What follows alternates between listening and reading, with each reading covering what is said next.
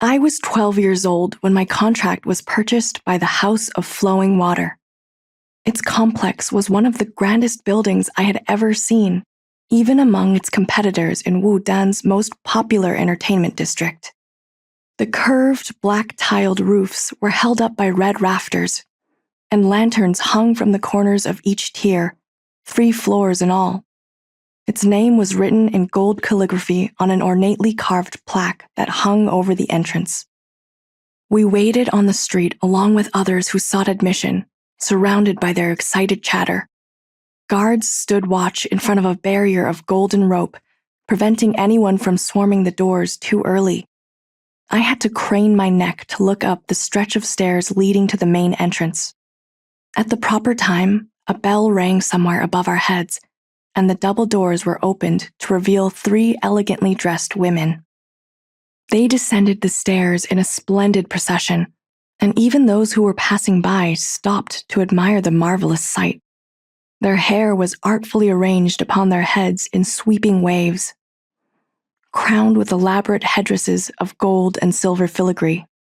Jewels dangled from those waves, sparkling as they caught the light. Their robes cascaded down the steps behind them, glittering with embroidered fish. Every part of them was designed to draw the eye, to beckon one closer. What secrets might pass through those lips, curved alluringly in the corners? "Who are they?" I whispered to Uncle, entranced. "They are the adepts of the house," he told me, amused at my awe. "Trained in conversation or music or dance. They are on their way to provide entertainment at a nobleman's residence or a lady's garden. One day, Xuer, you'll become one of them." He smiled, eyes crinkling.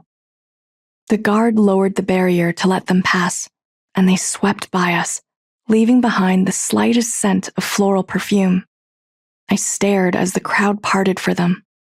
They were like the heavenly celestials in Uncle's stories who sometimes graced the mortals with their presence.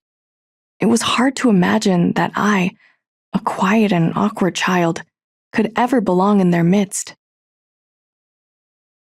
The owner of the establishment, Madame Wu, was an imposing woman with sharp cheekbones and thin lips.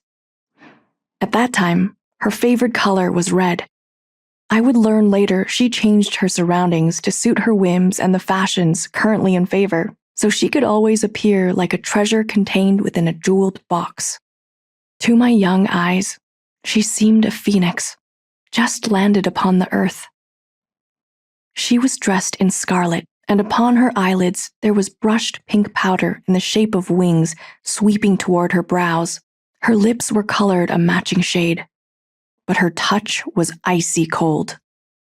A thin stream of fear collected at the back of my neck as she lifted my chin with her fingers and turned my head one way and then the other. She opened my mouth and checked that I still had all my teeth. Uncle had told me she was the one I must please in order to gain admittance into the house. The rebellious, angry part of me wanted to jerk away, to behave in a manner that would cause offense, so Uncle would be forced to send me back to our cottage on the outskirts of Wudan. The other part of me stayed still under her scrutiny, knowing that to behave in such a manner would be a poor way to repay how he had cared for me the past few years.